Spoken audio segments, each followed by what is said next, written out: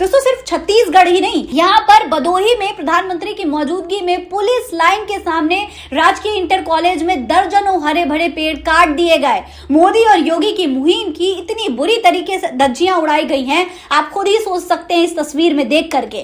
दोस्तों वहीं नेता प्रतिपक्ष राहुल गांधी भी पर्यावरण दिवस के मौके पर भारतीय जनता पार्टी पर निशाना साध रहे हैं। दोस्तों कांग्रेस नेता राहुल गांधी ने एक बार फिर से मोदी सरकार पर बहुत बड़ा आरोप लगा दिया है। राहुल गांधी का कहना है कि सरकार ग्रेट निकोबार प्रोजेक्ट को देश की सुरक्षा और बड़े बंदरगाहों की जरूरत बता रही है, लेकिन हकीकत इससे बिल्कुल उलट है। उनके मुताबिक ये परियोजना असल में एक बड़े कारोबारी को होटल और कैसीनो बनाने में मदद करने के लिए लाई जा रही है, जिसके लिए वहां के जंगल, समुद्री जीवन और आदिवासी समुदायों की जमीन को नुकसान पहुंचाया जा रहा है। दोस्तों हाल ही में राहुल गांधी अंडमान निकोबार गए थे। वहां पर उन्होंने तमाम जो पुराने जंगल हैं वो देखे थे, जनता से मुलाकात की थी, स्थानीय लोगों से इन जंगलों के बारे में और जिस तरीके से इन पेड़ों को कुर्बान किया जा रहा है, काटा जा रहा है, उसके बारे में भी बात कही थी।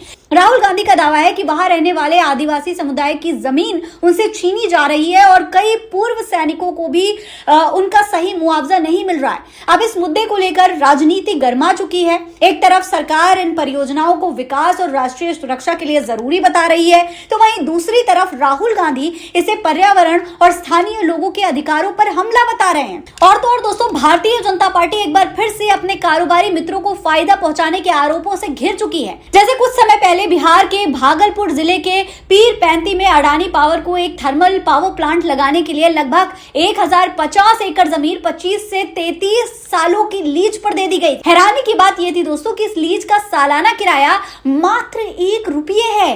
अब सोचिए, जनता महंगाई से मर रही है और कारोबारियों की मौज है, मोदी के मित्रों की मौज है। यही वजह है कि अब जनता बेहद नाराज है। जनता भारतीय जनता पार्टी के खिलाफ आवाज उठाने के लिए मजबूर हो चुकी है। एक तरफ पर्यावरण को बचाने के लिए जनता को आवाज उठानी पड़ रही है, दूसरी तरफ बिजली पानी जैसी सुविधाओं के लिए भी प्रदर्शन हो रहे हैं।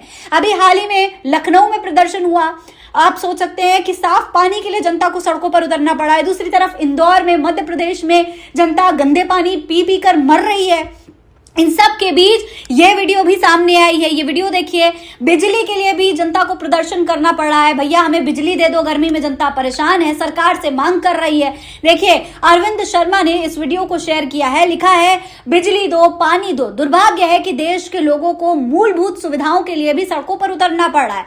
वीडियो पोखरण जैसलमेर का है। हाथों में मटके और टेबल फैन लेकर गांधी चौक में एसडीएम ऑफिस की ओर ज्ञापन देने जा रहे हैं। तो दोस्तों इस तरीके से लगातार भारतीय जनता पार्टी के खिलाफ विरोध बढ़ता जा रहा है।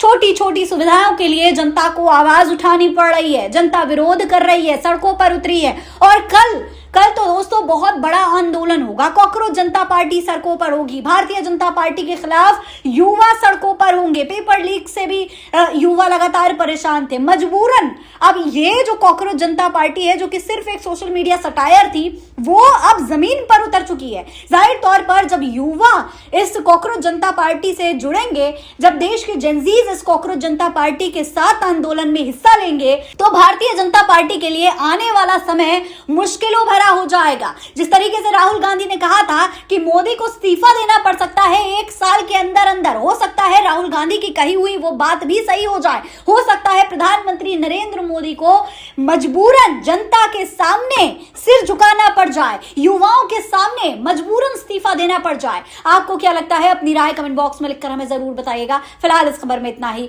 जय हिंद, जय भारत।